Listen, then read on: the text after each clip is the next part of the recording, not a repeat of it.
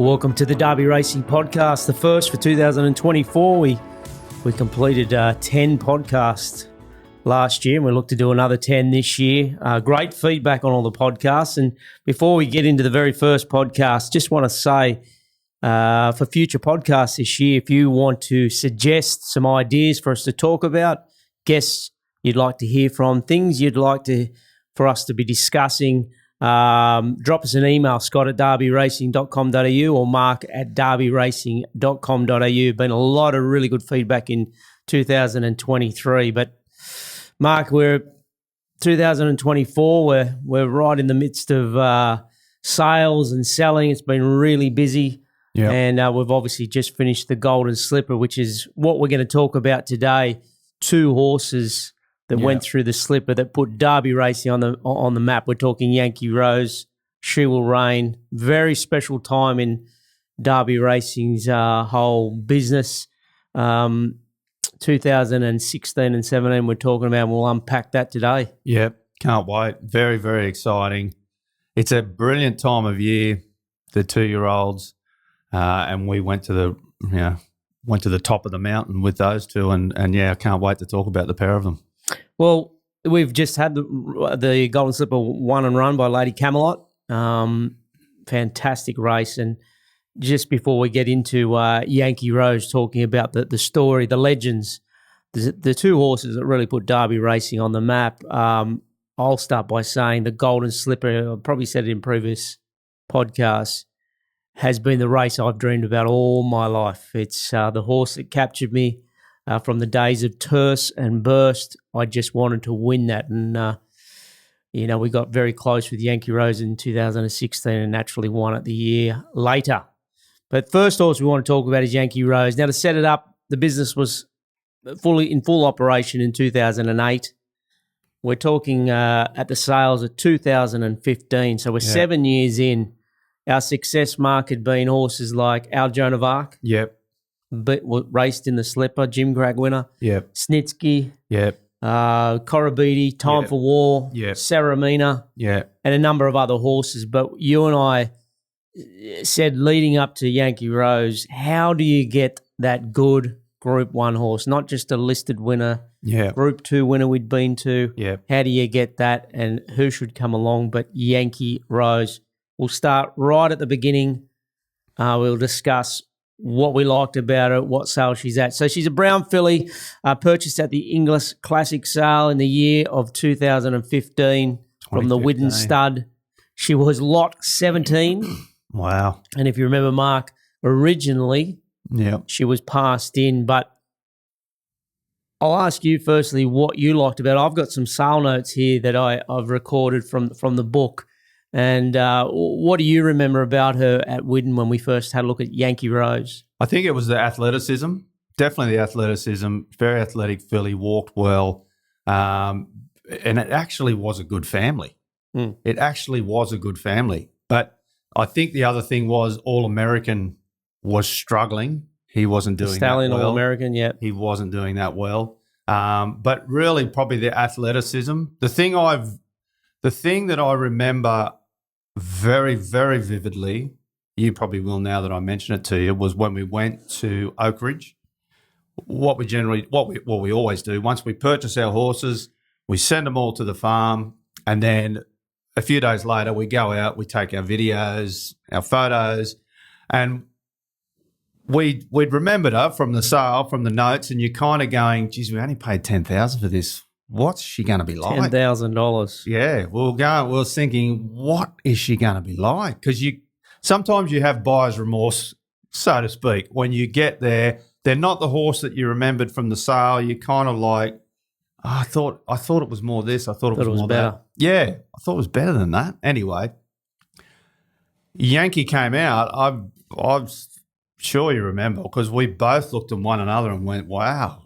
She's actually a really nice filly. There's nothing wrong with her for $10,000. Well, the line that kept coming out was, "There's nothing wrong with her." No, there's nothing wrong with her. Which means, like generally, you can pull out $200,000 horse, and you see him again after the sale and kind of go, yeah, not too bad. he's nice, isn't he? Because they could change as they well. change.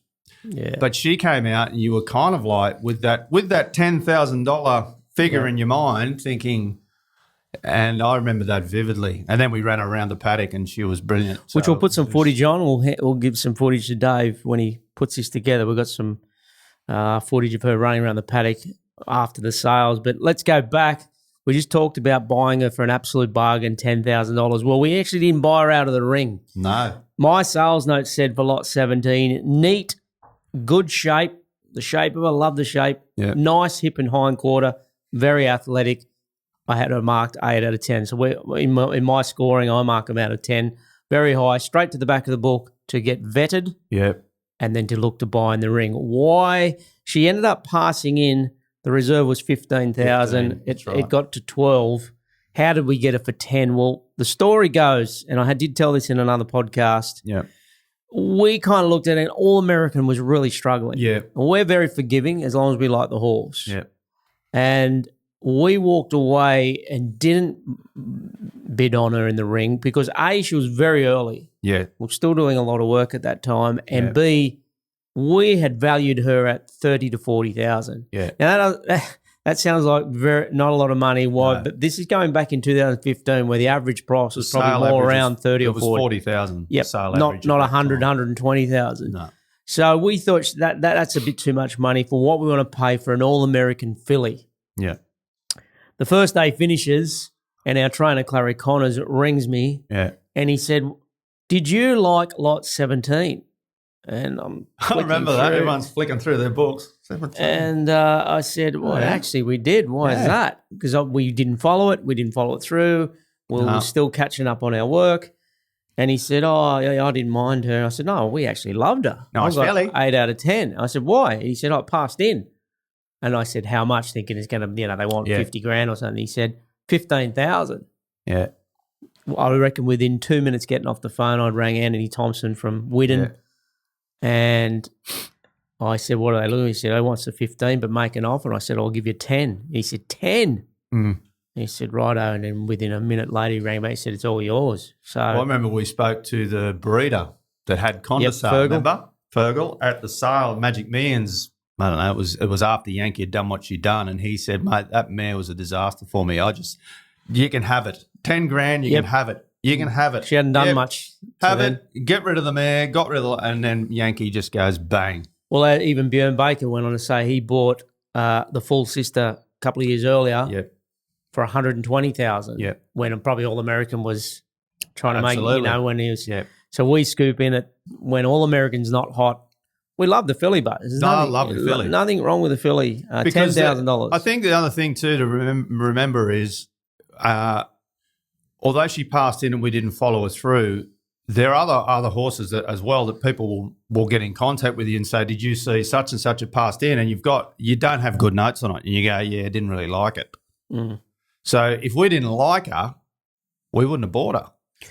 Now, as Mark said, she went up to Oak Ridge. We'll play a little bit of the footage of the promo we put together. I remember looking at it the other day and you'll see what we're talking about. How did you get that for 10,000? Yeah. When you put all the syndication costs in, all the insurances, the breaking in, she syndicated at 5% for 1990. And from what I can recall, I thought she syndicated very quickly. Yeah. And syndicated all over Australia. I wrote down where the owners come from. There were 7 owners from New South Wales, 5 from WA, 1 from Victoria, 3 from Queensland, 1 from Tasmania, and 1 from South Australia. So she really was owned by owners all over Australia from all walks of life. Yeah. And who would have thought a 10,000 filly would go on and win 2 Group 1s and sell over to Japan? But let's go through the stories with Yankee Rose. She kicked off her career in racing with Clary. First trial was on the 25th of the 9th, 2015. Didn't think too much of the trial. She didn't. She finished 4th that day out of 6. And it was between her first and second trial. We had a bit of a fallout with Clary. Yeah. Business decision to move from Clary. And we went to David Van Dyke, who was also at Warwick Farm. To the professor. He came and picked her up Now, I think had Clary not trialled, and credit to Clary on two fronts. One, he pointed out to us that she'd passed in, and two, had he not trialled her, I'm positive knowing David Van Dyke's very, very patient with his horse, that this filly wouldn't have been trialling as a 2-year-old. No. She would have probably trialled more as a late 2-year-old. You would have seen her out at 3. Yeah. But because she was up and running, Dave gave her a second trial at Randwick on the 13th, the 10th, 2015. Again, nothing you would suspect she's going to be a golden slipper type. No. She just looked a neat sort of filly. But I do remember that the only thing that she had was she kept finding the line. Yep. She would find the line, which not a lot of 2-year-olds actually can do that. But not in a way. But it wasn't a flashing where you go, wow. It's more one of those sort of Darley trials you see where they don't really bust and they just sort of run midfield and you kind of think. Yeah. You know, we're going to talk about She Will Reign next. I mean, she was the complete opposite, winning trials for fun. Yeah. Yankee certainly did not stamp herself as a golden slipper filly of Group 1. No. But Dave saw enough in her and she was holding together. Yeah. To have a first start at Rose Hill on the 31st of the 10th, 2015. She went off a $31 shot. You were at the races. I remember that day. Walking around. She's not a big filly. What would she be, 15-2 at the time? 15-1? Be lucky to be, 15-1. I remember that day again extremely vividly. You're very, very early in the season. She came in and, again, you're looking at all the big colts. The big players are there, the Godolphins and the Herons or whoever, they're all there. These big, impressive colts, and little Yankee comes toddling at the back of the field. She had a woolly coat. I'll never forget, you're in the ring and kind of going, this is not going to end well. You could see it on the TV. She hasn't trialled that great. She hasn't, but she's given no reason to go back to the paddock. No. We might as well go. Why not? And you're kind of going, this could be ugly. And I remember then going up to the grandstand. I've got my little spot that I like to go to up there that's a lucky spot. And I'm standing up there and thinking, as long as she can just run okay, if she can just run okay, I can tell these owners, Anyway, she jumps, misses the start. She's out the back. She's hard ridden. And you're kind of thinking, this is a nightmare. This is just a nightmare. What are we doing here? What are we doing here? This is embarrassing. What am I going to tell these owners? What am I going to do? Because most of the time too, when you're off the bit chasing, you can't find the line because there's nothing left. You're burning petrol the whole time when you're at them trying to stay with the Not field. to mention you're chasing the big Adonises, the big Darley horses. Big, strong colts, strapping colts. Yep. And then when she comes into the straight, she starts making ground up that rail and you're kind of going, oh, she's finding the line. This is great. She's finding the line. We're going to finish midfield. We're going to beat a few home. This is brilliant. I mean, this is all going through your mind. We're not going to disgrace ourselves. We're not going to be embarrassed. This is good. I can go down and say to everyone, that's great. She's finished 5th. But she just kept coming and coming and coming. And you kind of went from, we're going to run well to, we're going to win. Shit, I think we're going to win it. We're going to win it. And then she wins and you do the fake. We knew it. We knew that was going to start to get run down and, it was bizarre. It was Mark, bizarre. I know you didn't and I was sceptical because everything she's you just, 30-1. Everything you just said. And we knew with David Van Dyke, but the bit you left out is Dave was actually pretty confident she'd run really well, and I couldn't see it. No. I couldn't see it. I think I remember you ringing me on the day and say, Dave, I actually tipped it to a couple of people. Okay. I said, listen, do what you want with it because I hate tipping things and then they come back. But Dave's pretty confident she'll run really well, whether she'll win or not. Yeah. $31. Now have a listen to this. You don't know who you run into sometimes. No, you don't. This is her having a first start off 2 okay trials. She beat Faraway Town, who ended up being multiple stakes place. Matt Smith, And she ended up beating into 3rd Telperion, who ended up being a stakes winner and stood at start. That was Godolphin, was it? First start in a race. First start. So we're full of confidence that done well. We wanted to see how she'd pull up. We weren't, again, you're still not thinking slippers or anything. You don't know who you're beating. They're all first starters. No. Second start was on the 21st of the 11th. It was actually the Golden Gift. Golden Gift. That was the first running? Well, before the Golden Gift became what it is today. Yes. And I think it wasn't a $1 million race No. back then. It was about 150. It was a little Something bit higher. like that, yeah. But a very good race. And I've written here, as I was really going back and studying Yankee Rose, unbelievable. Yeah, incredible. That was the day you had Jason Collett coming from an impossible position. You're like, because when your horse is undefeated, even if it is one start, you want to remain that way. That gives you the confidence. The confidence you could be anything. Yeah. As soon as you get beat, you get dented. Yeah. And she was in an impossible position. She was miles off them. And she picked them up down the outside. The only thing that come out of my mouth after that win was, this is a Group 1 horse in the making. Yeah. And yet I hadn't had one at that stage. Yeah. We hadn't syndicated one.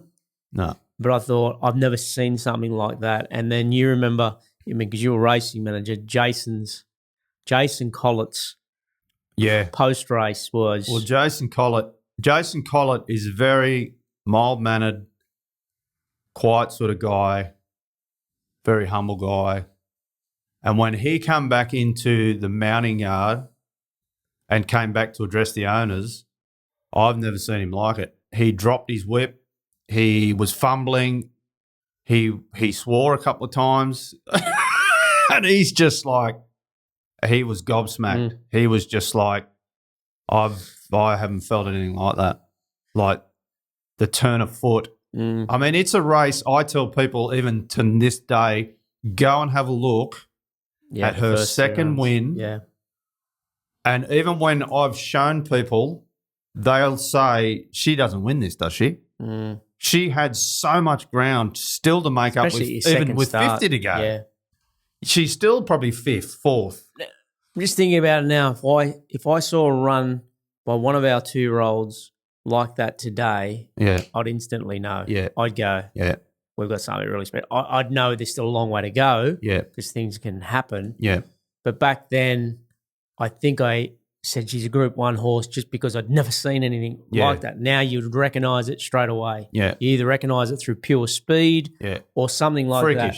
Freakish. That's what you'd call them. Yeah, it's the freakishness. So she goes for a spell after that with a lot of hype.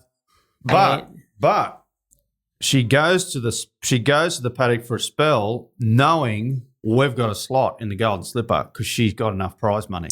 Well, today it wouldn't get you in. Wouldn't get you in nowadays. But it did. But back then it got us in. We knew we were in. Here's where the story gets really ridiculous, I think.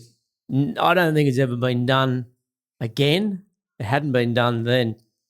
I remember, and you got to know, if you know Dave Van Dyke, he's a great trainer and such a... Yeah. He comes up with his plans. So here we are thinking, right, Slipper, I've lived the Slipper. Yeah. I know the lead-ups, the Silver Slipper, all the... Yeah. Where are we going? And he says, I think if we really want to crack at the Slipper, we've got to go first up into the Slipper. And you're just like... Yeah, that was mind-blowing. It was like, what? And he says... Because this filly's going to get over ground. It's going to get over ground. It's like, what? And he put that out there. Yeah. And he got ridiculed. He did. I wasn't sure. No. But I was going with it. You're undefeated. And Dave really knew what he was talking about. Yeah. So, and put this into context. You're coming into a Golden Slipper first up against rock-hard, race-fit horses like the Waterhouse Camp who have them rock-hard, ready to go. The Slipper is your grand final. Yep. We're coming in first up, soft, first up, fresh. It was just like, I don't know if it's ever been done before. I don't think it would have. And it was big news. No, it hadn't because it was historical. Yankee Rose, off those first 2 wins, had built a profile big enough for people going, she could be a real deal. She could be. And the second win, the Rose Hill win, the sectional times, I remember a lot of them were raving about the sectional times she was running. So we had 2 trials leading into the Slipper. I still remember we end up with 2 horses in that Slipper. That's in right. 2016, Darby Racing qualified 2 horses. Scarlet Rain, yeah. the longer you went without winning, because this was in 2015, towards the end of the year, Yankee gets more and more forgotten. She doesn't come out in trial and win by 10 lengths or anything, just her normal trials. Yeah. But we had another filly on the rise with Gay Waterhouse, Scarlet Rain, who took all before us. Speed machine. Unbeaten. Yeah, 3 won starts, the Sweet 3 Embrace. wins. Yeah. And she was taking over Yankee Rose. Yankee Rose is starting to become forgotten in punters' minds. Well, because Scarlet was the Barbie, Speed, the pretty filly, flaxen mane and tail, flash, fast, typical Waterhouse, jump, bang, speed, kick at the top of the straight, couldn't catch her.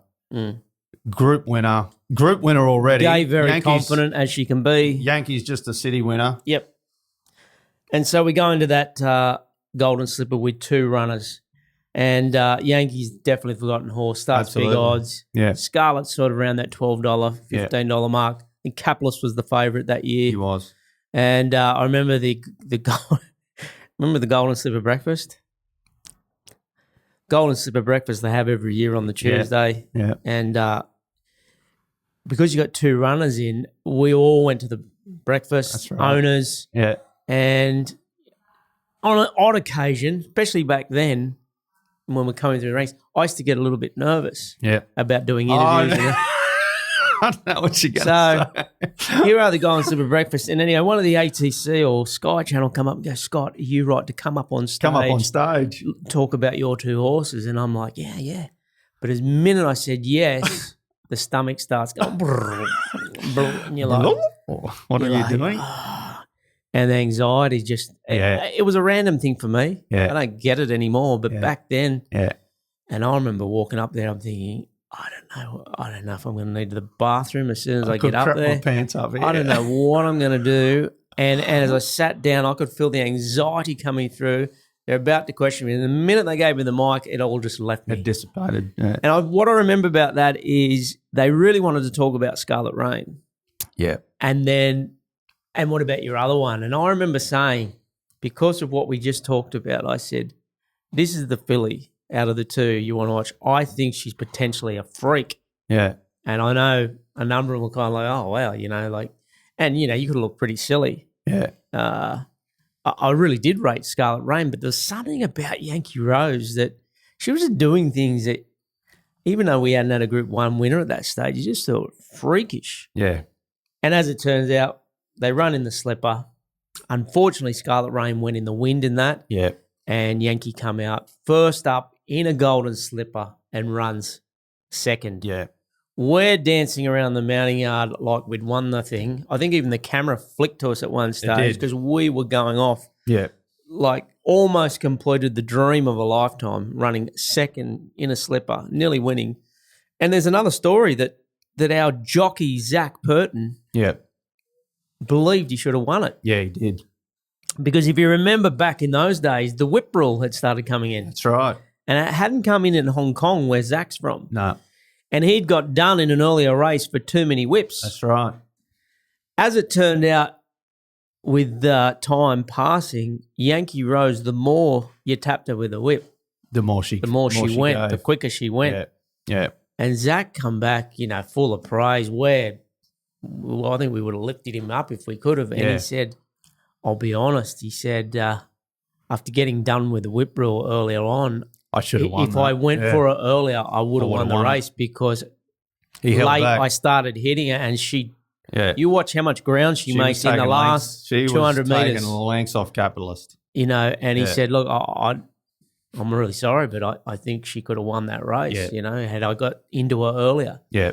And I don't know how you felt, but I remember vividly on the day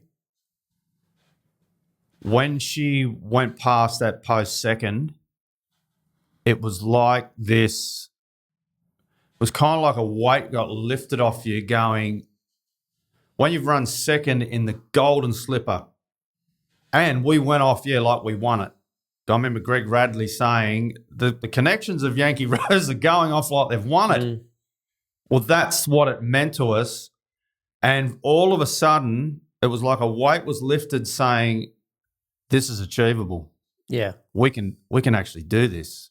Yeah. Because for all those years leading up to this occasion, we kept saying, you cannot get a Group 1 horse. We can't compete. Every horse we go into group races, we used to get smashed. Yep. And I think that's important to say to everyone out there, like Group 1 races might look easy to your Chris Wallers and that, but they are the hardest things to win you'll ever. There are some trainers, there are some jockeys, there are plenty of owners that will never even come close to winning a Group 1. No. And we talked in a previous podcast about giving away horses that went on and won a Group 1, and you think, we may never win one. Absolutely. They talk about it. Well, it got to that. Don't underestimate how tough Group 1 wins are. We've won now 7. 7, yeah.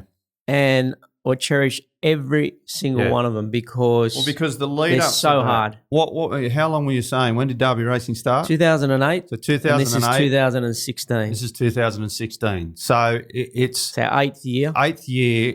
It was getting to the point where it was unachievable. We're just never going to get one. We just have to remind ourselves that it's a mountain you're never going to climb, because you just keep, like I say before, every time you'd go into races or bigger races, you would just be, I remember you and I be at the races and you'd be gone at the turn. You'd be like, oh no, he's gone. She's gone. He's gone. And there's nothing worse, because before the race you get the anticipation. We could imagine that if we win this. No, you'd get to the turn and you'd get, no. And the stakes race is great, listed Group 2, but absolutely, the Group 1's just next level. Group 1 I was just thinking then, Mark, it took us 8 years to win our first Group 1, which we're just about to talk about. Yankee wins the next start at Group 1 level. 8 years to win your first. Our next 8 years have netted 7 Group 1s. Yeah. So it really was the marker in Darby Racing. We've done an apprenticeship, and now all the fruit was starting to come. I just remember that. I can even see it now, looking over the hands and seeing her run into second, and knowing that she was taking lengths off Capitalist. If that's another 50, she wins it. Yeah. You can't, not even 50. Like, you can even see there's a slow-mo thing of Capitalist, and Yankee goes, whack, and her head just hits and was like, the $10,000 little filly. Yeah. So you're kind of going, we almost did it then. We didn't have to wait long, almost Mark. won it. We didn't have to wait long, because she went 2 weeks later into the size Spring produce. Champion. Yes, size produce. That's right. Zach came back to ride, big field, and you weren't on track. No, I wasn't. You've been waiting all your life for a Group 1, and your missus decided she'd book your holiday at Huskerson or somewhere. Baddo Bay, I think it was, and wherever it was. I said, if you're going there, we're definitely winning, because that'll be your luck. Yeah. And we won all right. Like, it was, I'll never, ever forget. I've got a big, massive, big poster on the wall of that win. You never forget your first Group 1 because you knew you were going to win at the 300-metre mark. That's how, Zach's great at just sitting on him, and then letting him unleash. Well, if you get to see the replay, which we'll put it on this podcast, it's never in doubt. And so you got all that 300 metres to celebrate. Yeah. And we're going off well before the line. Yeah.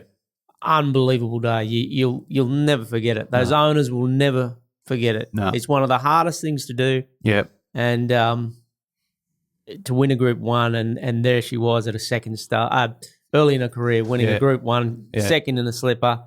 But like all good horse racing stories, they go like this. Yeah, that's right. It's a roller coaster.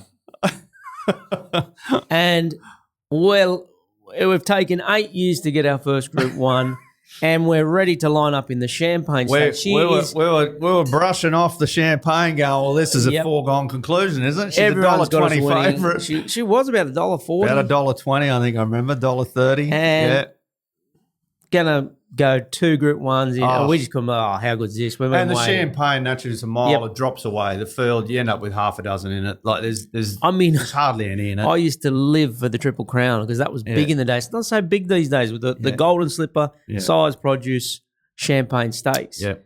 To go second, win, and now win the Champagne. Yeah. What happens? We get that dreaded call the week of race. I think it might have been Tuesday or Wednesday. It was one of the final She had gallops. bad feet, or I can't exactly One of the final remember. gallops, Yep. and she pulled the shoe off. Yeah. And pulled half a foot off with it. And it was touch and go, and the vets were involved, and Yep. we'll try this, we'll try that. Yep. On the Friday, the Friday morning, I think Thursday afternoon, the vet Something like that. from Racing New South Wales came out and Yeah. said, no, No. we'll have a look again. Yeah. Friday, wasn't happy with it, Nah. scratched. Prized icon. I remember Goes on and wins. Dave was wild too. Yep. And look, you think we were devastated. gutted. Because we thought we've won the Group 1.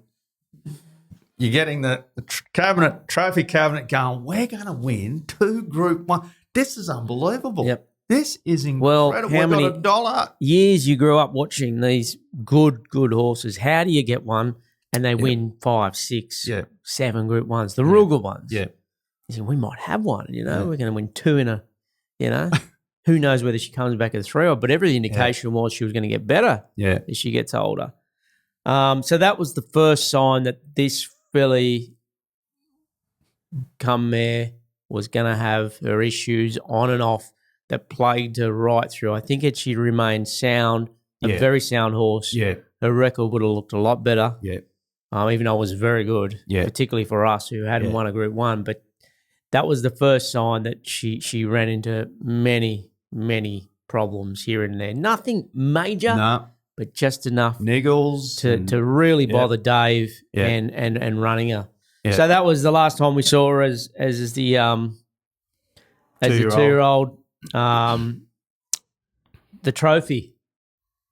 Let's talk about the trophy for the Oh, for the Champions size. Trophy? Oh, dear. So back in the day, I don't know if you dear. remember, when the championships has just been born, we had these amazing diamond trophies. I don't even remember them. The little horses, and they had 84 million diamonds on them, Yeah. valued at $30-something thousand.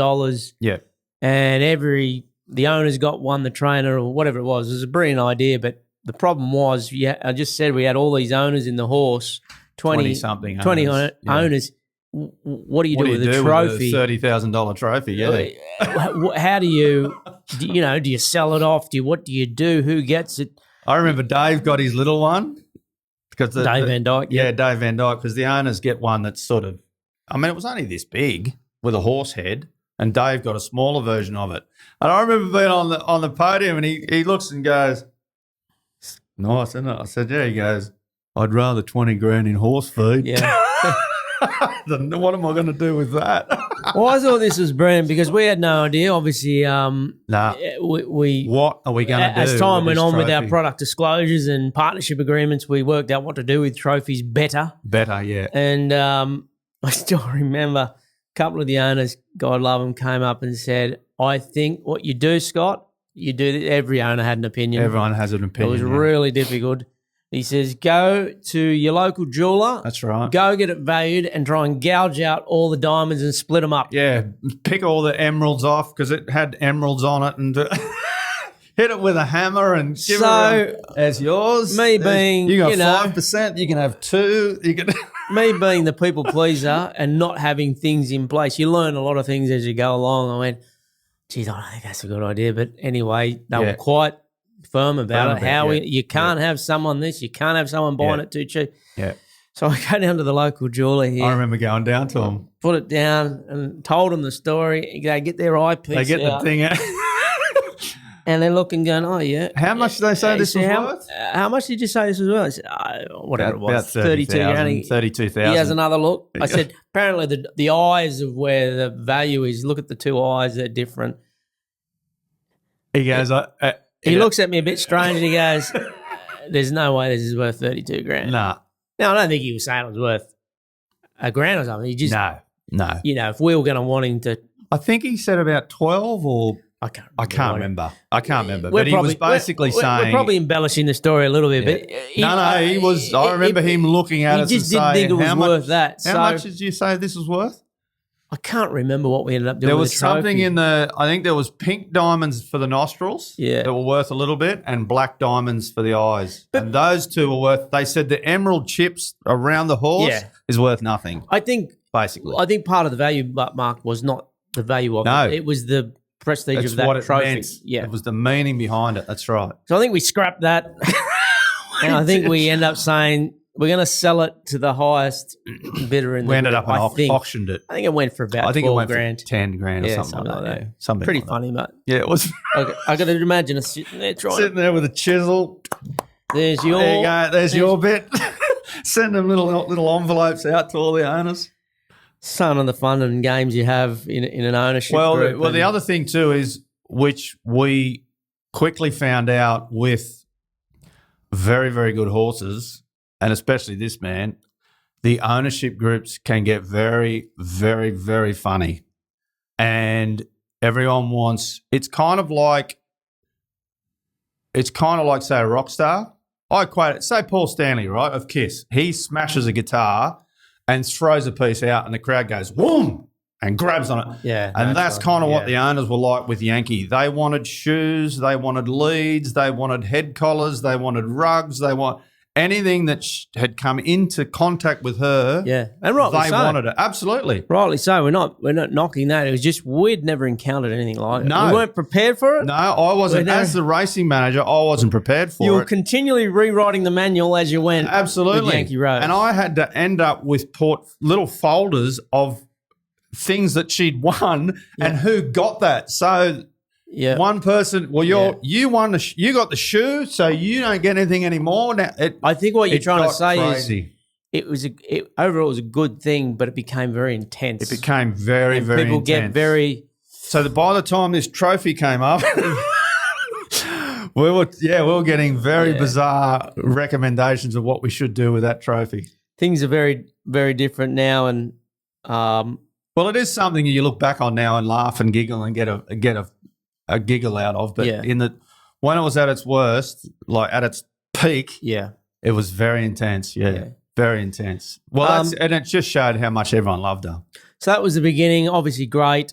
Ended on not such a good note. Had a good spell. Come back in the spring. Again, niggles plagued her. Yeah, trouble. I remember so much so, Dave wanted to fly up his vet, which is now our vet, Chris Lawler, up to the Sunshine Coast. Yeah. Because he'd moved actually from Warwick Farm to Sunshine Coast in between that break, and it was agreed for the horse to go up there. Yeah. He was so worried about it, he flew up. That was a vote too. Yep. So whether they wanted to go up check there. her out. He was okay with her. And we finally resumed in the Golden Rose on the 10th of the 9th, 2016. Yeah. And she didn't win that day. No. She ran 5th or 6th. Something like that. Stern won it. And I think that's when the cracks started to appear too. What happens in ownership groups, it gets that intense. Yeah. And when you're at a certain level, if things start to go awry, naturally people panic. Yeah. The rider, the trainer. The rider. What's going on? These horses, the expectations through the roof. So again, that was new territory for us. Yeah, like we're not used to that sort of level, and when you're talking for big sheep stations, the owners, the intensity levels of the owners go through the roof. The expectations of the owners go through the roof. The anticipation, the punting. Well, because you got everything festers into this big pot, and it's if you think back, it was twofold. It was one, you had a lot of first-time owners, so didn't overly understand the situation, and we'd never managed a group of a Group 1 horse. No. So we were learning on the run. City win first start, City win second, very, very good wins. Golden Slipper, ridiculous. Size Produce, incredible. So crowned champion 2-year-old of Australia. I was going to get to that year. So naturally, at that point, it's the next Black Caviar. She's just going to keep winning. Yeah. And when you come back in and you've got the first flag is that you've got issues. She's not 100%. How is she? She's not. Yes, it was like that most of her career. And it was. And I think I ended up struggling with Dave that just throughout her career when I would talk to him a lot. there was a lot of, I'm not sure. Yeah. And I found that just hard to do. Like, there's nothing you can do about it. But No. you wanted to hear she's flying, she's great. She's but flying. She wasn't. She had a lot of patch-ups. Yeah. Knees, so joints, she came back. feet. It's the Golden Rose. We finished 6th. I think we only beaten a couple lengths. Right. But a lot of us just flat as attack. Owners are flat. Yeah. Where, we had owners blaming Zach Burton. Yeah. And it was all a bit this and that. Our second start, another big part of the story, we go to the Group 1 that's Flight the Flight Stakes. Stakes. Second run for that campaign. We run second in the Group 1 Flight Stakes behind Blake Shin. Global Glamour. Blake Shin. And that's great. It's fantastic. Yep. However, we end up being disqualified for. That's right. She was found to have a positive swab, anti-inflammatories, because she had issues. Yep. And if you give an anti-inflammatory too close to a race, it's going to pick up in the swab. And Dave had run it by his vet. Yes. And the vet said, yep, all good. She'd be fine. And then I remember he was going to go to court and everything over it. Yep. He was wild. So suddenly... because the other thing, reel back, if you remember the story of that, Global Glamour got an easy lead out in front. She was out in front, and Yankee was back doing a thing, back in the thing. Anyway, Blake set out after her, tried to chase her down, couldn't get there, got beat, I don't know, half a length, whatever she got beat. I remember after that start, the owners were wild about Blake and said that was the worst ride they've ever seen in the history of horse racing. And it's like, guys, we've just run second in a Group 1. Like, we've just... As it turns out, if he does win that, we get it taken off. She gets the Group 1 taken off her. Yeah. She gets the prize money. Mind you, the prize money she picked up $300,000 for running second. The owners had to pay that back because it had already been paid out. Yeah, no, I think it was only 120. I thought it was 300. No, it was only roughly 100. So it was like the owners had to pay that prize money back. And I remember the owners at the time, they were... you had to feel for them. They weren't happy. It was. I remember thinking, trying to look the positive. If she'd have won that, she'd have been stripped of the Group 1. Because if you look next to her name, there's nothing there. There's the race replay. She's been disqualified. So you would have to hand back the Group 1. It could have been a lot worse than it was. Global Glamour went on and won the Group 1 1,000 guineas, I think, after that. And, just thinking about the owners, like, if you're watching this, certainly there's no it was a wonderful ride and it was incredible. Things happen in ownership groups. We were all on that ride together for the first time. Yeah. All of us. And we understand now that we've been doing it for a lot longer, how intense it can get. Yeah. Put yourself in our shoes, but we're dealing with the not just the horse and the issues and some owners losing their mind over why she's not doing better, like trying to navigate all that as the manager. Yeah. Particularly myself, I remember it was it took so a toll stressful because I understood why the owners were getting upset. I understand the passion. I understand many didn't understand. They'd probably even maybe do it different when they went back. But at the time, that was one of the most stressful horses to manage. Yeah. For many, many reasons. Yeah. Not just because people got upset, but just navigating through it. However, so this is setting up the Spring Champion Stakes. Well, now we've come off, we've been punched in the face with the Golden Rose. Yep. We've been snotted with the Flight Snake. Disqualified. Stakes. We've disqualified. We're disgraced. It's like now we have to break. We have to break history. We have to beat history. No filly has ever won the Spring Champion. The Group 1 Spring Champion Stakes, 2,000 metres. We're on a knife's edge, and we've got 20 kilo weight. There's one jockey in the country that can ride her. It's Dean Yendall, and he's never won a Group 1. Didn't that cause some controversy? The controversy and it's like, who? It was like Dean Yendall. Yeah. It was like, he's with never his won a Group 1 with the earring, and he was this tall. I remember him coming into the Dean, how you going? He was tiny. What I remember about that, because I didn't know Dean whatsoever. No. But he walked in like he was 10 foot tall. Yeah, he come in confident. Was no. And So this is this is you got to beat history. coming into it. Yeah, We're all uptight Yeah. as an ownership group, as a manager. We're all squabbling. Mind you, the racing manager. Don't forget me.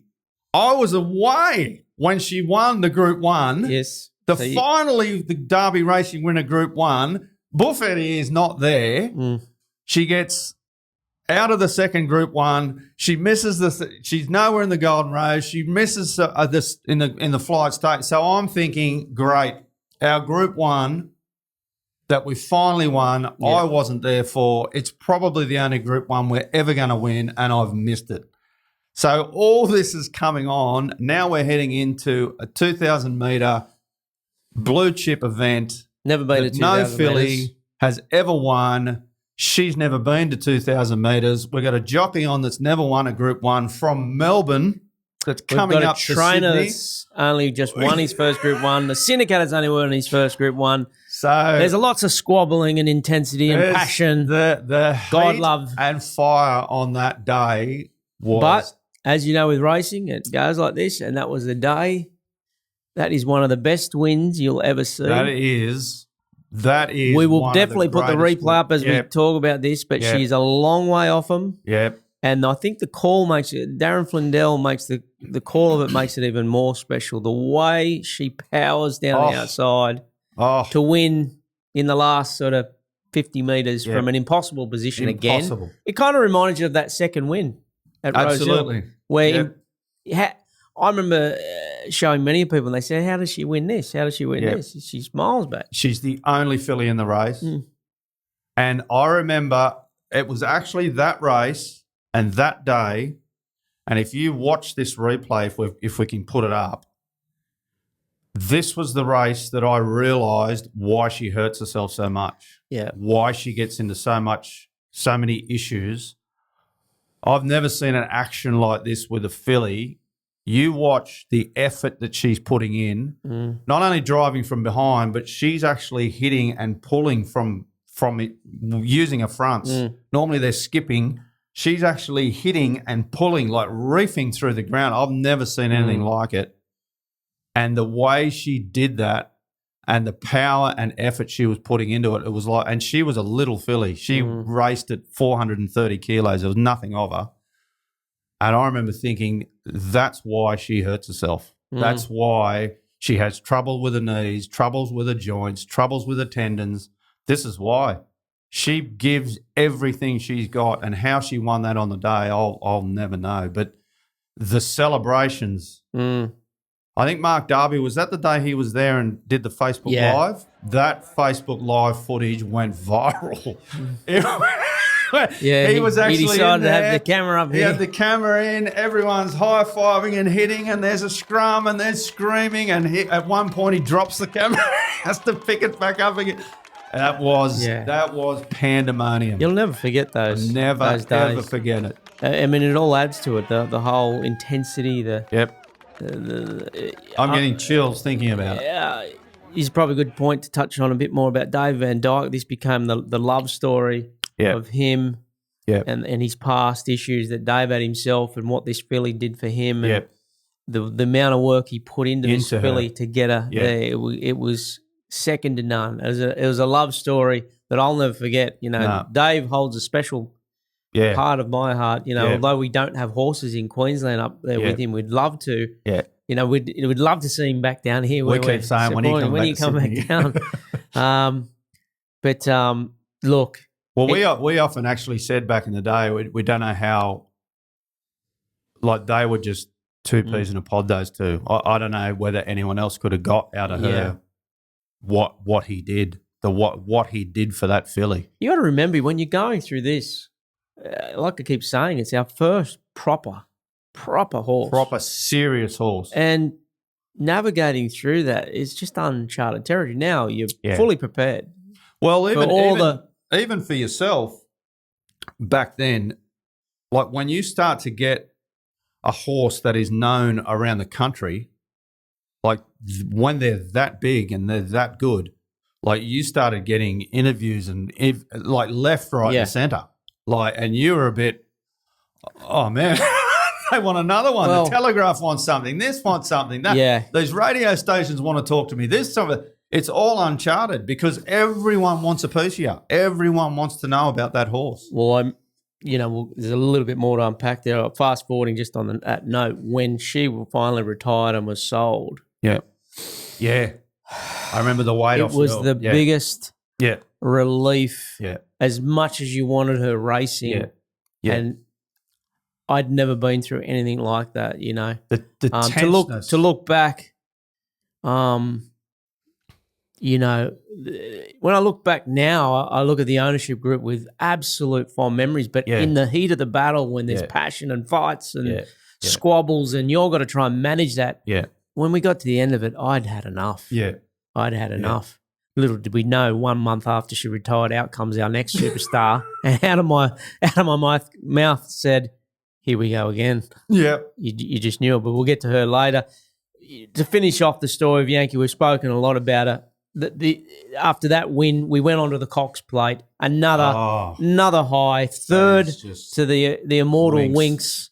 Second was Hartnell. She ran a heart out that day. Absolutely. On the absolute high, winning the Group 1, third in the Group 1 Cox Plate. It doesn't get much better, but that's where the story really ended on that note there. Yeah. There was only 2 more runs, one in the Oaks where she went a miss. Well, I remember that lengths. day she was very short price favourite in that as well. Yep. And I remember on the day I was racing manager then, and Dave rang me, and I said, "Oh, how is she?" He goes, "I don't know." He said, "She's either going to run the race of her life, or she's going to run terrible." I said, "Why?" He said, "She's not in a good mood. Right. She's in a filthy mood." I said, "Really?" He goes, "She's never been like it." I said, "Really?" He goes, "Yep." He said, "She's either going to run out of her skin and win by 10, or she's going to struggle." It was the beginning of the end. Lasquetti Spirit won the race. Well, that's when Brent Abdullah went bananas out in front. She got beaten 22 lengths. And she chipped the knee in that. Yep. Yeah. Naturally, you went to the paddock, off for a long time, try and get her right. Yeah. She had one more start, come back in the Memsey. Yeah. Behind some very good horses. Just not the same filly. David been prepping us. It was a very sad decision the group had to make. We had a good offer on her to go to stud. Massive. From Japan. Massive. Which in today, it would have been worth probably double today. Yeah. But back then, what they're after for these race fillies. And unfortunately, the Menzies Stakes on the 2nd of the 9th, 2017 was a very last start. She was bought for $10,000. She won just over $2 million, and she was sold to Japan for $2 million, which, as I said, in today's market, she'd probably sell for more like $3 or $4 million. And she only ended up having 10 starts. 10 starts. 10 starts in a whole career. There was 18 owners in her. 16 were 5%ers, and there was 2 10%ers. They were taking on the absolute ride of their life. Yeah. And look, I know we spoke about a lot of fights and squabbles, but I'm sure you're the same. You look back. You'd never change it. You'd never change it. Never change we learnt so much. Yeah. I'm sure those owners learn a lot. Yeah. They'll never forget it. Some are still with us. Some move on. Yeah. But just an unbelievable ride. To finish the story, it doesn't end there as well. Yankee Rose has obviously produced one of the best racehorses in the world at the moment, named Liberty Island. 7 starts, 5 wins, 4 Group 1 wins. Incredible. Second in the Japan Cup behind arguably the best horse in the world. And Liberty Island. And she's a good size filly, Liberty Island. Yeah. She looks a good size filly. So Yankee's done an incredible job. Now, naturally, we don't know the history of Liberty Island, whether she has issues or what, only lightly raced. But I'll end on that note with Yankee that I truly believe, I mean, it's hard to document all the issues she actually did have. It'd be great to have Dave as part of this podcast because he'd have so much more to say about what he had to do. And we can't thank him enough for those days and the work he put in, even though he did drive me crazy with all the negativity when all you wanted was some positivity. Yeah. But that was the truth of the matter. Yeah. She had to be well managed. She was well loved, And we thank you, the owners that came on that ride, even the ones absolutely. that got angry with us throughout. It's all good. It's all water under the bridge. And, it was the ride of our lives and your lives, I'm sure. And Well, we achieved something together. Yeah. Got our first Group 1 for Darby Racing. First Group 1 for Darby Racing, first Group 1 for David Van Dyke, and first Group 1 for Dean Yendall. Yep. I remember saying to him that day before he went out, I said, she can do it, mate. This filly can turn your dreams into reality. She'll do it. She'll do it for you. And as I said, ending this episode of the podcast, we've covered a lot on Yankee Rose. I hope you enjoyed it, but the ride picks up even more velocity. We said she was known as a freak for what she had to overcome and her finishing speed. Yeah. Next time when we pick up the podcast, we talk about a filly just blessed with unbelievable early 2-year-old speed. Yeah. She will reign. Incredible. And let me tell you, her first start came out only a couple of months after Yankee Rose. So here we go again. So I'll give you a little preview. She Will Reign had won her trial by 5.5 lengths, which we'll pick up the whole She Will Reign story next time. But I took my son to Kembla. We're having our first start. The owners are talking about backing She Will Reign off the trial in the slipper at 50 to 1. Yeah. I'm not thinking too much. You got to see it on race day. She nearly breaks the track record, wins by 8.5 lengths, and that's the time I walked back down the stairs at Kembla and I went, oh my gosh. Here we go again. Here we go again. Coming off all the interviews and Yeah. but that's She Will Reign for next time. Yeah.